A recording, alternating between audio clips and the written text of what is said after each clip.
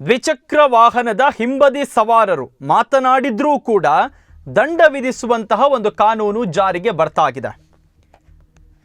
ದ್ವಿಚಕ್ರ ವಾಹನದಲ್ಲಿ ಚಲಿಸುವಾಗ ಹಿಂಬದಿ ಸವಾರ ಮಾತನಾಡುವಂತಿಲ್ಲ. ಏನಾದರೂ ಮಾತನಾಡಿದರೆ ಅವರಿಗೆ ದಂಡವನ್ನು ವಿಧಿಸುವಂತೆ ಕೇರಳ ಮೋಟಾರು ವಾಹನ ಇಲಾಖೆ ಒಂದು ನೋಟಿಸನ್ನು ಜಾರಿ ಮಾಡಿದೆ. ಇದಕ್ಕೆ ಕಾರಣ ಏನಪ್ಪ ಅಂತ ಕೇಳಿದರೆ, ದ್ವಿಚಕ್ರ ವಾಹನದಲ್ಲಿ ಚಲಿಸುವಾಗ ಗಟ್ಟಿಯಾಗಿ ಮಾತನಾಡಿದರೆ ಸವಾರನ ಗಮನ ಬೇರೆಡೆ ಹೋಗಿ ಅಪಘಾತ ನಡೆಯುವ ಸಾಧ್ಯತೆ ಇದೆ. ಹೀಗಾಗಿ ಒಂದು ಹೊಸ ಆದೇಶವನ್ನು ಹೊರಡಿಸಲಾಗಿದೆ. ಕೇರಳ ಮೋಟಾರು ವಾಹನ ಇಲಾಖೆಯವರು ಹೊರಡಿಸಿರುವಂತಹ ಆದೇಶವನ್ನು ಎಲ್ಲ RTO ಕಚೇರಿಗೆ ಸುತ್ತೋಲೆಯ ಮೂಲಕ ಕಳುಹಿಸಿ ಕೊಟ್ಟಿದ್ದಾರೆ.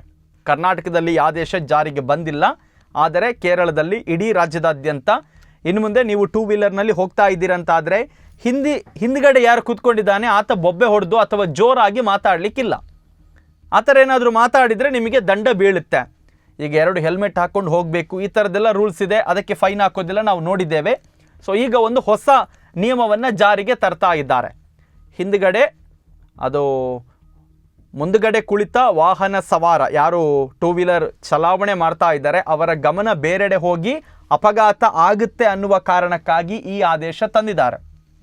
ಒಪ್ಪಿಕೊಳ್ಳೋಣ ಇದನ್ನು. ಆದರೆ ನಮ್ಮಲ್ಲಿರುವಂತಹ ಗುಂಡಿಗಳಿಂದಾಗಿ ಎಷ್ಟು ಅಪಘಾತಗಳಾಗುತ್ತೆ, ಎಷ್ಟು ಜನ ಸಾಯ್ತಾರೆ. ಆ ಗುಂಡಿಗಳಿಗೆ ಏನಾದರೂ ಒಂದು ನಿಯಮ ತಂದರೆ ಯಾರು ರಸ್ತೆ ಮಾಡಿದ್ದಾರೆ ಅವರ ವಿರುದ್ಧ ಕೇಸ್ ಹಾಕೋದು, ಅಥವಾ ಅದನ್ನು ಮೇಂಟೈನ್ ಮಾಡುವವರು ಸರಿಯಾಗಿ ಮೇಂಟೈನ್ ಮಾಡದಿದ್ದರೆ ಅವರ ವಿರುದ್ಧ ಕೇಸ್ ಹಾಕೋದು. ಯಾಕೆಂದರೆ ಈಗ ನಿಮ್ಮ ಉದ್ದೇಶ ಏನು? ಅಪಘಾತಗಳಾಗಬಾರ್ದು. ಹಿಂದ್ಗಡೆ ಕೂತವರು ಬೊಬ್ಬೆ ಹೊಡೆದ್ರೆ ಸವಾರನ ಏನು ಕಾನ್ಸಂಟ್ರೇಷನ್ ತಪ್ಪುತ್ತೆ, ಅದು ಅಪಘಾತಕ್ಕೆ ಕಾರಣ ಆಗುತ್ತೆ ಅಂತಾದರೆ ನಮ್ಮಲ್ಲಿರುವ ರಸ್ತೆಗಳು ಸರಿ ಇಲ್ಲದಿದ್ದರೂ ನೀವು ಕೇಸ್ ಹಾಕಬೇಕು. ಅಥವಾ ಅದನ್ನು ಯಾರು ಕಾಂಟ್ರಾಕ್ಟ್ ವಹಿಸ್ಕೊಂಡಿದ್ದಾರೆ ಅವರ ವಿರುದ್ಧನೂ ಕೇಸ್ ಹಾಕಬೇಕು. ಹೀಗೆ ಅಪಘಾತಕ್ಕೆ ಹಲವಾರು ಕಾರಣಗಳಿದೆ.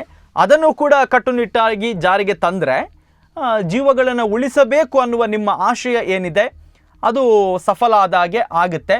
ಸೊ ಕರ್ನಾಟಕದಲ್ಲಿ ಜಾರಿಗೆ ತಂದಿಲ್ಲ, ಕೇರಳ ಸರ್ಕಾರ ಈ ಒಂದು ನಿಯಮಾವಳಿಯನ್ನು ಈಗ ಜಾರಿಗೆ ತರ್ತಾ ಇದೆ.